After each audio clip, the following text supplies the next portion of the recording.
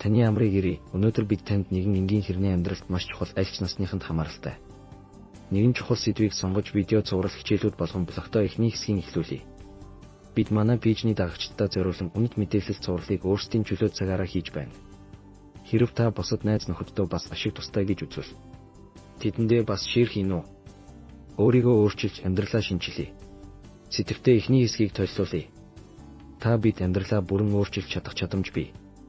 Өөрийн зам байдал, итгэл үнэмшил, бодол санаагаа шинжиж, өөрөөр хэлбэл өөрийгөө судалж шинжихэд өөртөө цаг зарцуулснаар болж бүтэхгүй бүхнээр дүүрэн бодож буй бодлоо бүтээмжтэй арга хэрэгсэл болгон хувиргах аргыг хэрэглэж болно.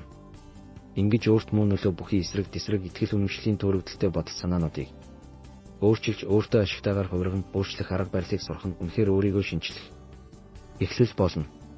Яагаад зөвхөн эхлэл болдог вэ гэвэл энэ эхлэл нь өөрийгөө улам сайжруулан хөгжүүлэх гайхамшигт амжилт руу сансан зорьсон амжилтаа гаргаж чаддаг чадварыг эзэмшихэд хүргэдэг. Та бид оюун санаандаа эргэлдэх эерэг ба сөрөг бодлоод бүхий итгэл үнэмшлээ байнга тунгааж өөрийн бие махбодын төлөв байдал буюу сэтгэхүйд ямараар нөлөөлж байгааг олж мэдэх нь чухал байдаг. Тэгснээр ямар ч сөрөг муу эргэлзээтэй бодлуудаа анализ хийн шинжиж чадвал яг түүнийг эвтэйхэн боломжтой зүйл рүү хандуулан хувирган чиглүүлэх шаардлагатайг ойлгодог. Үүнийг зөвлөвөл бид толгой өвдсөн үед толгойн юм уухын оронд харин энгийн аргаар бализамын гаврын тос хэмээх сэнгэнсэн үнэртэй гэлийг үнэртэх буюу хоёр шанааныхаа дээд хэсэгт лувшиж байгаа.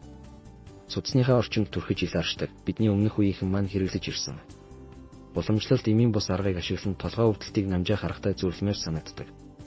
Энэ бол бас бид нэгэн дуртай урлагийн оддын буюу хамтлагийн тоглолт үзэхэд таашаалтай нөлөө бүхий мэдрэмж авдагтай адил юм.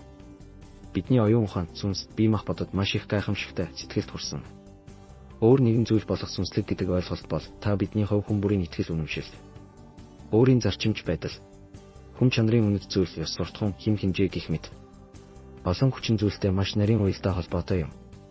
За ингээд энэхүү сонирхолтой сэдвийн зурлыг танд аль болох цай уух зур хоромхон мөчөд зориулж богинохноор хэсэгчлэн хүргэж байгаа тул үгээр өнөөдрийн видео блогоо завсарлая. Танд баярлалаа.